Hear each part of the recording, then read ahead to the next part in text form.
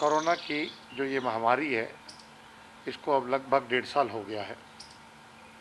और जो जब ये बीमारी शुरू हुई थी, उस समय हमें इन चीज़ों का ज्ञात नहीं था कि ये कैसे फैलती है, लेकिन एक अंदेशा था कि ये सांस के ज़रिए फैलती है, हवा के ज़रिए फैलती है। और वो 1 साल के अंदर जो हमारे पास तथ्य निकल के आए हैं, उसने इन सब बातों को कन्फर्म किया है कि ये जो कोरोना की जो हमारी वायरस बीमारी हो रही है, वायरस से जो फैल रही है, ये हवा के ज़रिए फैल रही है। और इसी के अंदर एरोसोल और ड्रॉपलेट इन्फेक्शन है, जो कि प्राइमरी सोर्स ऑफ इन्फेक्शन है।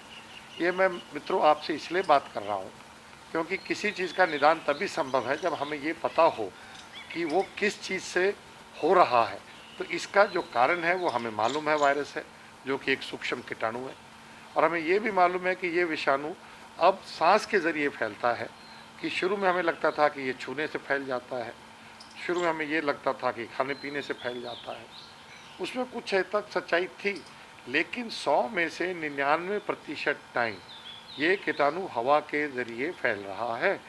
सवाल है कि जब ये हवा के ज़रिए फैल रहा है तो हम कैसे बीमार पड़ रहे हैं। हवा के ज़रिए फैलता है, हम बीमार इसलिए पड़ते हैं क्योंकि आदमी को ज़िंदा रहने के लिए सांस चाहिए। और आदमी का नाम भी आदम वही है कि आदमी। आप सांस लेना बंद नहीं कर सकते, सांस आपको लेना पड़ेगा। और अगर उस हवा में, जिस एटमॉस्फेयर में आप सांस ले रहे हैं, अगर उसमें ये विषाणु या कीटाणु है, तो अगर आपके शरीर में अंदर जाएगा और अगर आपके शरीर में उसको रोकने की क्षमता नहीं है, तो प्रोबेबिलिटी है कि आने वाले कुछ दिनों के बाद उससे आपको बीमारी हो जाए।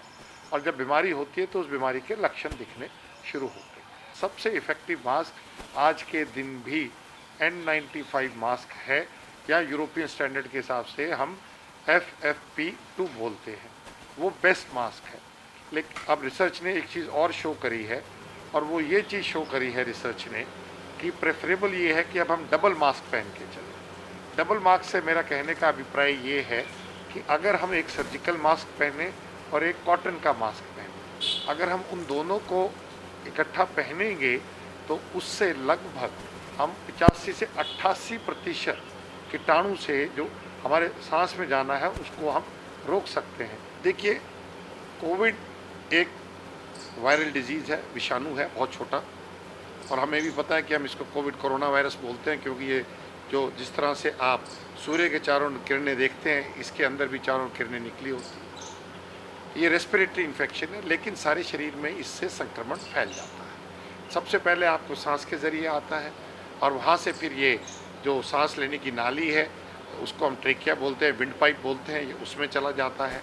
और लगभग 5 से 10% लोगों के ये फेफड़े के अंदर भी जाके बैठ जाता है, जिसको कि हम निमोनिया के नाम से जानते हैं। तो कॉमन लक्षण है आदमी को थकान का होना, शरीर का टूटना, और इसके एवज में जो शरीर से केमिकल्स निकलते हैं उसके कारण ऐसा लगता है कि शरीर को किसी ने बहुत बुरी तरह से पीटा हो, दर्द हो, जिसको माइल्जियास बोलते हैं। और ये इस बीमारी में और देखा गया है कि साथ साथ काफ़ी लोगों को टटियाँ लग जाती हैं, डायरिया हो जाता है। तो अगर किसी को अचानक आज के दिन गला खराब लगे, हल्का सा खराश लगे और साथ में डायरिया लगे, तो ये एक तरह से आपका कोविड का लक्षण है। इसी तरह से कई लोगों को आपको सेंट की स्मेल चली जाती है, या कोई सेंस ऑफ स्मेल चली जाती है, दुर्गंध का नहीं पता चलता, सुगंध का नहीं पता चलता। तो अगर अचानक होता है तो ये भी कोविड का लक्षण है। इसी तरह से कई लोगों का टेस्ट खराब हो जाता है, टेस्ट खत्म हो जाता है। लगभग 1-2 टेस्ट बचते हैं, लेकिन प्राइमरली वो थोड़ा कड़वा होता है, लेकिन इसके अंदर टेस्ट आपको जो खाने का जो स्वाद आता है वो चला जाता है।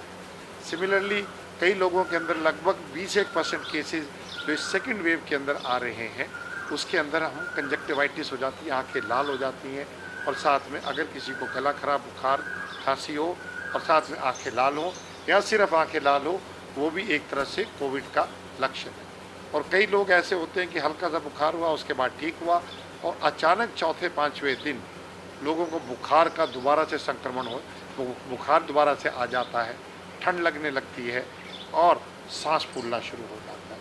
और कई बार इतनी तेज़ी से खांसी होती है और सांस फूलता है कि आपका शरीर नीला पड़ सकता है। जहाँ तक जो भारत के अंदर कोवैक्सीन यूज़ हो रही है और कोविशील्ड हो रही है, कोवैक्सीन का जो डाटा आया है उसने ये दिखाया है कि 78% काबिज है और लगभग सभी मरीजों में 100% के अंदर जिनको टीका लगा था और बीमारी हुई उसमें सीरियस बीमारी को रोकने में कारगर है। जहाँ तक कोविशील्ड का वैक्सीन है, सिंगल वैक्सीन लगभग 71 से 75% को रोकता है और जब ये 2 बारी लग जाता है और डिफरेंशियल 4 से 6 हफ्ते लिखते थे, अब हम 6 से 8 हफ्ते देते हैं, तो इसकी भी कारगर क्षमता लगभग उतनी ही है जितनी की कोवैक्सीन की है। आप जब इन्फेक्शन होता है, वैक्सीन लगा है या नहीं लगा, घबराने की ज़रूरत नहीं है। आपको तुरंत अपने एक डॉक्टर से संपर्क करना है। कोशिश करिए अपने ज़िला के अंदर, सरकार की पूरी अब कोशिश है कि हम होम आइसोलेशन प्रोग्राम को स्ट्रेंथन करें।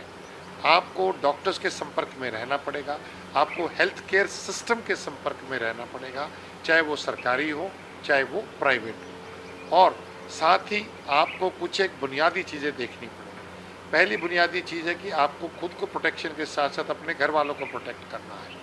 जब पॉजिटिव होते हैं तो आपको मास्क का उपयोग करना है, क्योंकि हम ये देख रहे हैं कि अगर आपने ये बुनियादी चीज़ को ध्यान में नहीं रखा तो पूरे का पूरा परिवार को बीमारी हो रही है। दूसरा, आपको ये देखना है कि आपके पास क्या सुविधा है और कल इमरजेंसी हो तो आप किसको कैसे कब और कहाँ कांटेक्ट कर सकते हैं।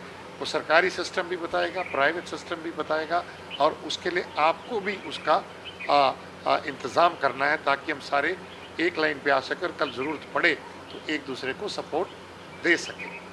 उसके अलावा आपको अच्छा हाइड्रेशन रखना है, साफ़ सुथरा रहना है, नहाना है, धोना है। बुखार को दिन में कम से कम 4 दफ़ा नापना है और अगर बुखार हो तो बुखार के लिए पैरासीटामोल गोली लीजिए। उम्मीद हम करते हैं, गला ख़राब है तो आपके जो घर के देसी टोटके अगर आप अपनाना चाहते हैं ज़रूर अपनाइए, लेकिन स्टीम और हल्का गुनगुना पानी लीजिए, गले में राहत मिलेगी। सबसे पहले आप में संक्रमण होता है, संक्रमण के बाद शरीर में और संक्रमण से आपस में द्वंद्व होता है। जब उस द्वंद्व में शरीर जीत जाता है तो बीमारी नहीं होती, जब शरीर नहीं जीत जाता तो संक्रमण से बीमारी होती है। उस बीमारी के बाद फिर शरीर आपके दोबारा उस पर इम्यूनिटी लगाता है और उसके अंदर 85 से 90 लोग ठीक हो जाते हैं। लेकिन उसके बाद 8 से 10 के अंदर कई बार शरीर की जो रोग प्रतिरोधक क्षमता खुद को ही नुकसान करना शुरू कर देती है। जब बीमारी के लक्षण होते हैं वहाँ पे हमें रेड फ्लैग साइंस आते हैं, जिसमें आपको तुरंत डॉक्टर्स को मिलना है, अस्पताल को मिलना है, होम केयर को कांटेक्ट करना है। नंबर 1, अगर बुखार ठीक हो गया और दोबारा आ जाए, बुखार का दोबारा आना खतरे की घंटी है अगर 6 से 7वें दिन आए। दूसरा, दोबारा से थकान हो जाए, शरीर टूट जाए, जान नहीं रहना, आप निढाल हो जाओ। तीसरा, खांसी का होना। आमतौर पे लोगों को लगता है हल्का सा दस्का लगा। मान लीजिए अगर आपको खांसी बीच में ऐसे लगे तो इसका मतलब कहीं ना कहीं गड़बड़ है।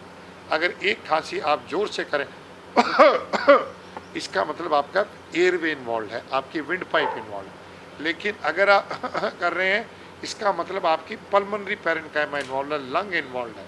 तो आपको धसका मत मानिए, इसको आप तुरंत अपने डॉक्टर से बात करिए। उसके बाद अगर जोड़ों में दर्द आना शुरू हो जाए, अगर आपको सांस लेने में दिक्कत हो, और साथ ही हम एक प्रक्रिया आज के दिन और समझाते हैं जिसको हम बोलते हैं कि आप हाथ के अंदर ऑक्सीजन की मात्रा देखिए। आपको दूसरी उंगली में ये देखना है, आपको इस उंगल में नहीं देखना है, आपको ये बीच वाली उंगली है इसके अंदर ऑक्सीजन चेक करना है। और इसके अंदर ऑक्सीजन हम इसलिए चेक करने को बोलते हैं, इसकी सबसे सुदृढ़ और अच्छी ब्लड सप्लाई है। 2 जगह से सप्लाई होती है, इसकी एक जगह से सप्लाई। दूसरी चीज़ आपको ये देखना है कि हाथ आपके गर्म हो, अगर ठंडे होंगे, सुकड़न होगा तो गलत रिपोर्ट आएगी। सिमिलरली आपका जो ऑक्सीमीटर पल्स है उसके अंदर बैटरी बिल्कुल नई और फुल होनी चाहिए, अगर वो ठीक है तो उसमें रिपोर्ट गलत आएगी। इसी तरह से जिनका रंग डार्क है, जो काले हैं, उसके अंदर थोड़ा सा पका हुआ रंग है, हो सकता है कि 1-2% ये ज़्यादा दिखाए, तो आपको केयरफुल होना है। इसी तरह से कई लोग हाथों के ऊपर, खास तौर पे लड़कियां, नेल पॉलिश लगा देती हैं। जिस हाथ पे नेल पॉलिश है उस पे इसको नहीं देखना है। और आपको जो नॉर्मल मात्रा होती है खून में ऑक्सीजन की, साफ खून की और गंदे खून की जिसमें ऑक्सीजन नहीं होता, 95% लेके चलते हैं। अगर आपको 94% या उससे कम हो, तुरंत अपने डॉक्टर करिए रेस्ट पे, या फिर आप तेज़ चलिए, 6 मिनट चलिए, उसके अंदर देखिए आपकी क्या मात्रा आती है। आमतौर पे स्टेबल रहती है या कई बारी बढ़ जाती है, लेकिन अगर आपकी मात्रा ड्रॉप 2 से 3 परसेंटेज पॉइंट पे है तो तुरंत आप अस्पताल करिए। पल्स ऑक्सीमीटर के 2 एडवांटेज हैं, एक तो ऑक्सीजन बताती है, दूसरा ये आपका हार्ट रेट बताता है। अगर आपको ये लगे कि आपका हार्ट रेट जो उनसे बहुत तेज़ बढ़ रहा है, 110-120 से ऊपर है, तो ये भी खतरे की घंटी है। इसी तरह से अगर आपको लगे कि हाथ और पैर नीले हैं, आपको नींद बहुत ज़्यादा आ रही है, बेसुधी हो रही है, तो तुरंत आप अपने मरीज़ों को तुरंत आप अपने डॉक्टर को कंटेक्ट करिए। एक और फिनोमेना हमने देखा है इसमें, वो ये है कि शुगर लेवल जिस आदमी का कंट्रोल हो और अचानक बढ़ जाए, या जिसको शुगर ना हो वो शुगर लेवल बढ़ जाए, तो इसलिए ब्लड शुगर टेस्ट करना बहुत ज़रूरी है। अगर कोई कारण नहीं है और वो बढ़ गया है तो आप ये मान के चलिए कि आपको कोरोना के कारण स्ट्रेस हो रहा है, दिक्कत हो रही है, आप तुरंत अस्पताल जाइए और डॉक्टर से विचार विमर्श करिए और उसके बाद ब्लड टेस्ट कराइए। उन ब्लड टेस्टों की रिपोर्ट के ऊपर देख के, ऑक्सीजन की रिपोर्ट के देख के ऊपर जो आपके डॉक्टर लोग उसके अंदर आपको सलाह दें, उसको मानिए।